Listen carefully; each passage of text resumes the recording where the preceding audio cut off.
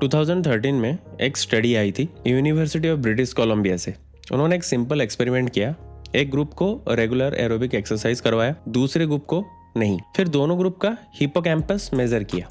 ये वो पार्ट है ब्रेन का जो मेमोरी और लर्निंग के लिए रिस्पॉन्सिबल होता है। रिजल्ट क्या है? जो ग्रुप रेगुलरली एक्सरसाइज कर रहा था उनका हिप्पोकैम्पस लिटरली फिजिकली बड़ा हो गया था, साइज में, वॉल्यूम में। ये कोई फील गुड मोटिवेशनल कोट नहीं है, ये MRI स्कैन्स है। और इंडिया में एक एवरेज कॉम्पिटिटिव एग्जाम एस्पिरेंट के लिए ये फाइंडिंग कितनी मैसिव है वो आज हम डिटेल में समझेंगे।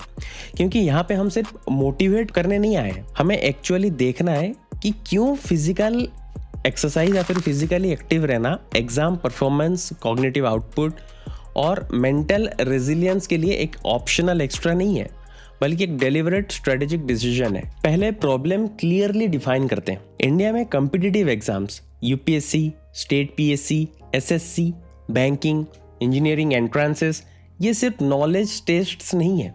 इन्हें नॉलेज टेस्ट समझना एक्चुअली एक फंडामेंटल मिसअंडरस्टैंडिंग है। थोड़ा सोचते हैं इसके बारे में। UPSC civil services, preliminary, mains, interview, ये एक प्रोसेस है जो रफली 12 से 18 महीना तक स्ट्रेच होती है। उस पूरे पीरियड में तुम्हें कंसिस्टेंट आउटपुट देना होता है, consistent retention, consistent focus, consistent emotional stability. तो असली सवाल ये है, क्या ह्यूमन ब्रेन नेचुरली इस तरह का काम कर सकता है बिना किसी सपोर्ट सिस्टम के? न्यूरोसाइंस का आंसर क्लियरली कहता है नहीं। ब्रेन एक ऑर्गन है।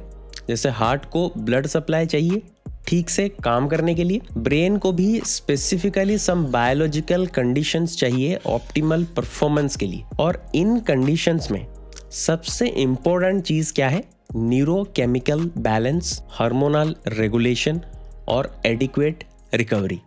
और इन तीनों चीजों को मैनेज करने का सबसे इफेक्टिव, चीपेस्ट टूल है स्ट्रक्चर्ड फिजिकल एक्सरसाइज। लेकिन यहाँ पे एक इंटरेस्टिंग पैराडॉक्स है। जो एस्पिरेंट जितना ज्यादा सीरियस होगा उतना ज्यादा वो एक्सरसाइज को पहले सैक्रिफाइस करेगा। इसलिए क्योंकि उसे लगता है, और मुझे भी लगता था, ये टाइम वेस्ट है। क्योंकि सोसाइटी ने यही नैरेटिव दिया है कि सफरिंग इक्वल्स टू सीरियसनेस।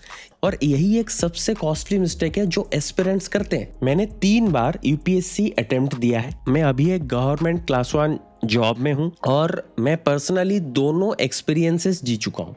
वो पीरियड जब मैं ट्रेन करता था और वो पीरियड जब मैं ट्रेन नहीं करता था। वो पर्सनल एक्सपीरियंस इंपॉर्टेंट है, लेकिन डाटा इसके पीछे वो ज्यादा कंपेलिंग है।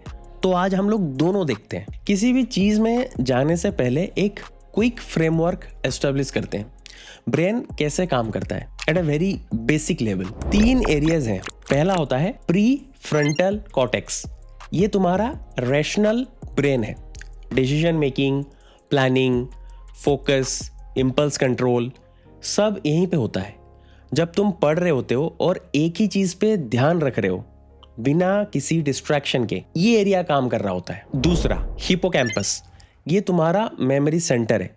जो तुम पढ़ते हो, जो तुम एक्सपीरियंस करते हो, वो पहले यहाँ आता है, प्रोसेस होता है और फिर लॉन्ग टर्म स्टोरेज में ट्रांसफॉर्म होता है। अगर हिप्पोकैम्पस कंप्रोमाइज्ड है, लर्निंग डायरेक्टली कंप्रोमाइज्ड होती है। अब तीसरा अमिगडाला, ये तुम्हारा इमोशनल प्रोसेसिंग सेंटर है। स्ट्रेस, फियर, एंजाइटी, ये सब अमिगडाला हैंडल करता है। और जब अमिगडाला ओवरड्राइव में होती है, pre frontal cortex literally suppress हो जाता है। प्रैक्टिकली इसका क्या मतलब होता है? जब तुम बहुत ज्यादा स्ट्रेस्ड हो, एंजाइटी में हो, तुम अपनी रैशनल थिंकिंग कैपेसिटी लूज कर देते हो। पेपर के सामने बैठ के ब्रेन ब्लैंक हो जाता है, सब कुछ पढ़ा हुआ लगता है, लेकिन उसको रिट्रीव नहीं कर पाते हो और तुम उसे वीकनेस समझने लगते हो।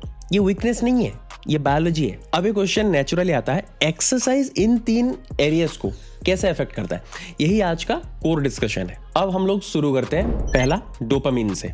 हम सब सोचते हैं, इंक्लूडिंग मी, पहले सोचता था डोपामिन का मतलब प्लेजर है, रिवार्ड है। हाँ, बट ये एक इनकम्प्लीट पिक्चर है। न्यूरोसाइंटिस्ट एंड्रयू ह्यूबरमैन स्टैनफोर्ड से, उनके अकॉर्डिंग डोपामिन का प्राइमरी फंक्शन है एंटिसिपेशन और परस्यूट। ये वो केमिकल फोर्स है जो तुम्हें किसी गोल की तरफ ड्राइव करता है, जो तुम्हें मोटिवेटेड रखता है, जो तुम्हें एक बोरिंग टास्क पे फोकस रखने में हेल्प करता है। जब डोपामिन लो होता है, मोटिवेशन लूज होती है, प्रोक्रेस्टिनेशन बढ़ सकता है, चीजें मीनिंगलेस लगनी शुरू हो जाती है। अभी इंडिया में एग्जाम एस्पिरेंट्स के साथ रिलेवेंट क्यों है? एक एस्पिरेंट का टिपिकल डे देखो, सुबह उठना, चाय, फिर डेस्क पे बैठना, पढ़ाई, लंच, फिर वही, कोई फिजिकल मूवमेंट नहीं, कोई अकम्पलिशमेंट नहीं जो बॉडी फील कर सके। ये environment gradually dopamine deficiency create करता है, और जब डोपामिन कंसिस्टेंटली लो होता है, brain automatically cheapest available dopamine source ढूंढता है, सोशल मीडिया।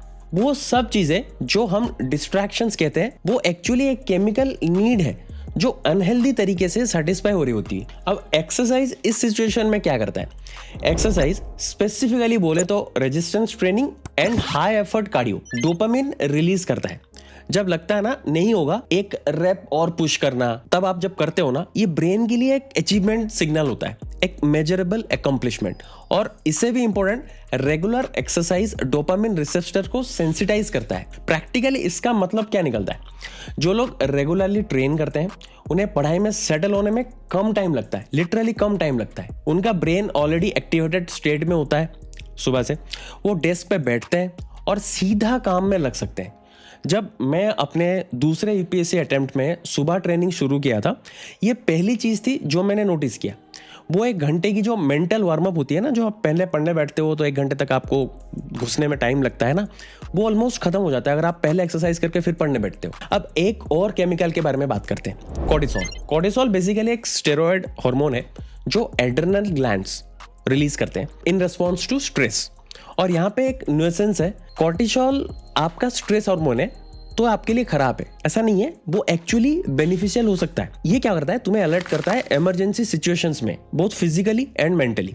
प्रॉब्लम तब आती है जब कोर्टिसोल क्रोनिकली एलिवेटेड हो जाता है। And competitive exam preparation bye it's all very nature एक क्रोनिक स्ट्रेस एनवायरनमेंट है जिसपे कोर्टिसोल कंसिस्टेंटली एलिवेटेड रहता है। अबे क्रोनिकली एलिवेटेड कोर्टिसोल ब्रेन के साथ प्रिसाइजली क्या करता है, ये समझना बहुत जरूरी है। स्टैनफोर्ड यूनिवर्सिटी के डॉक्टर सपोल्स्की, जो स्ट्रेस बायोलॉजी के दुनिया में टॉप रिसर्चर्स में से एक माने जाते हैं, उनका काम कंसिस्टेंटली दिखाता है कि क्रोनिक स्ट्रेस हिपोकैम्पल न्यूरॉन्स को डैमेज करता है। वही हिपोकैम्पस जो हमारा मेमोरी सेंटर है, उसके न्यूरॉन्स डिटेरियोरेट करने लगते हैं इन क्रोनिक कोर्टिसोल एक्सपोजर के साथ। ये एमआरआई स्टडीज में भी ऑब्जर्व किया गया है। सीवियर एंजाइटी डिसऑर्डर या पीटीएसडी वाले इंडिविजुअल्स का हिपोकैम्पस फिजिकली स्मॉलर होते हैं उन लोगों के कंपैरिजन में जिन्हें ये कंडीशंस नहीं है। और इसका डायरेक्ट कंसिक्वेंस क्या होता है? जो तुम पढ़ रहे हो वो प्रॉपरली एनकोड नहीं हो पाता है लॉन्ग टर्म मेमोरी में, रिटेंशन ड्रॉप हो सकता है,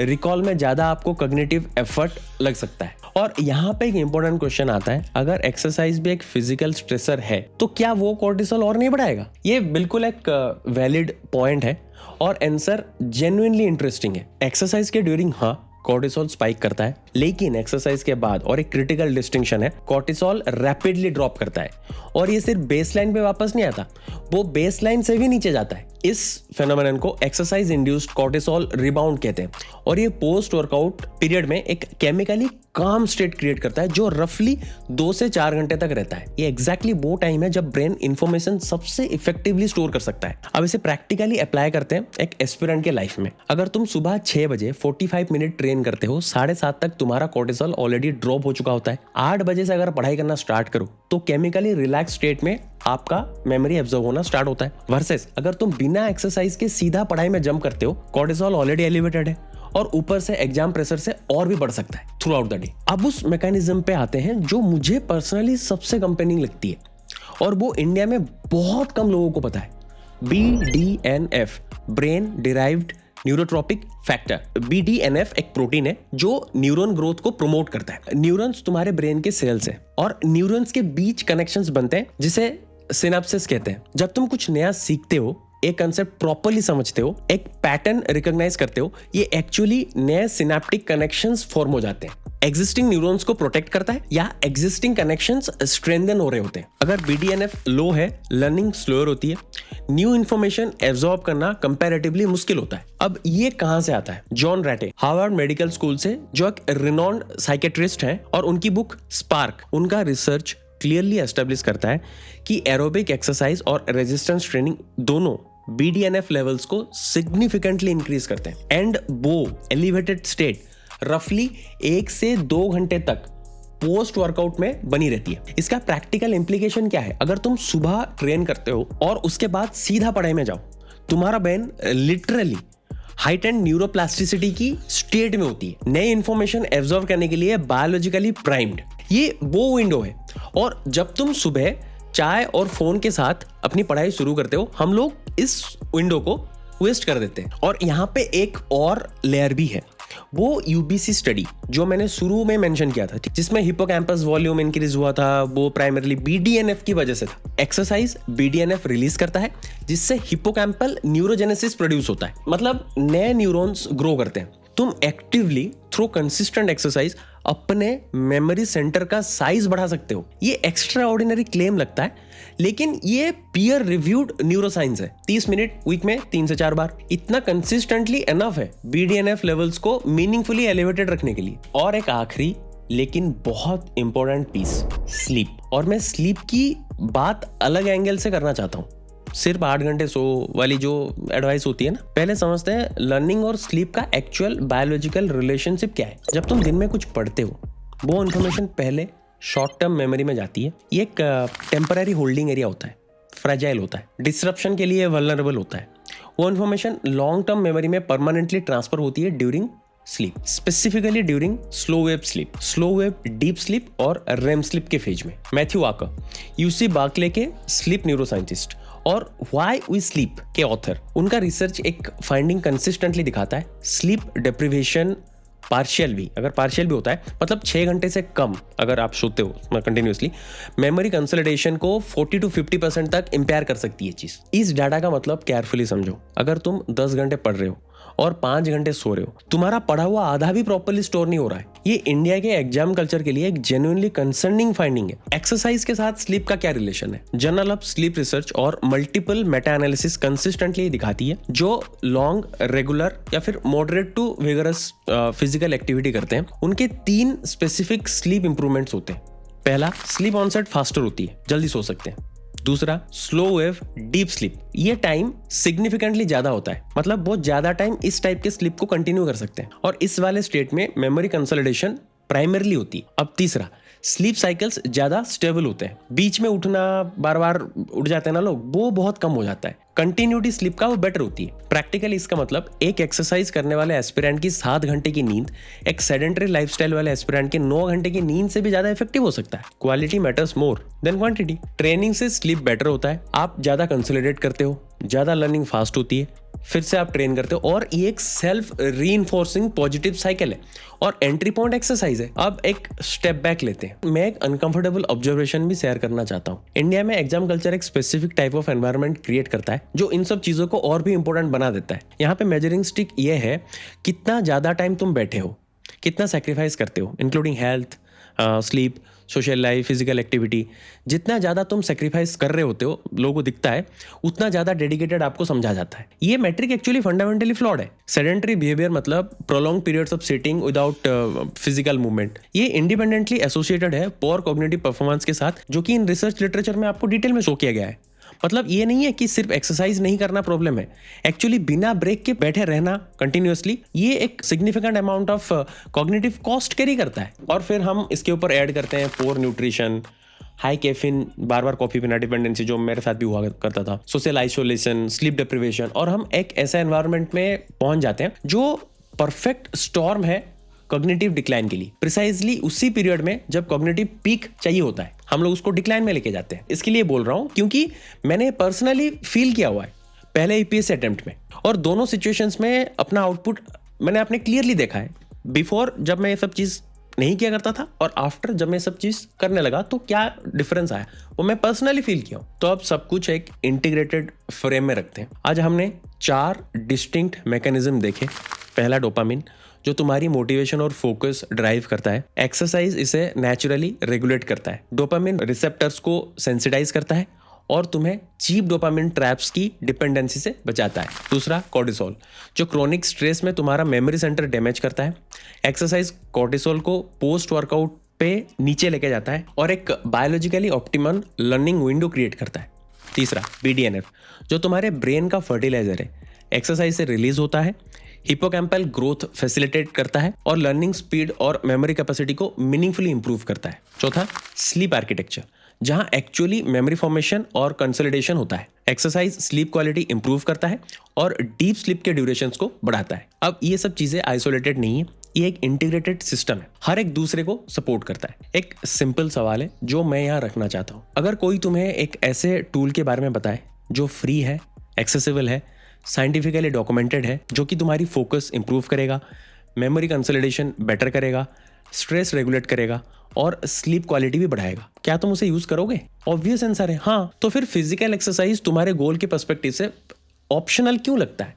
ये ऑप्शनल नहीं है, ये एक डेलिबरेट परफॉर्मेंस स्ट्रेटजी है। जॉन एफ कैनेडी में 1960 में कहा था, physical fitness is not only one of the most important keys to a healthy body, it is the basis of dynamic and creative intellectual activity. आज हमारे पास neuroscience के hard evidence है जो इसको एग्जैक्टली कंफर्म करते हैं। ये चैनल उसी अंडरस्टैंडिंग पे बेस्ड है।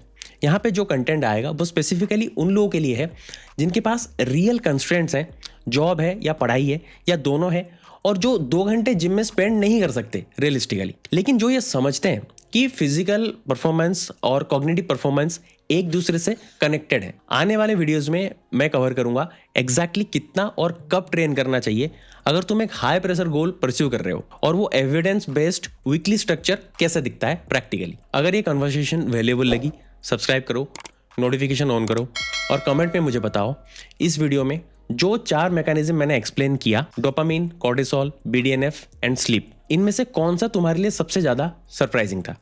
जेन्युइनली मैं इंटरेस्टेड हूँ। ट्रेन करो, परफॉर्म करो, दोनों पॉसिबल है और दोनों नेसेसरी है।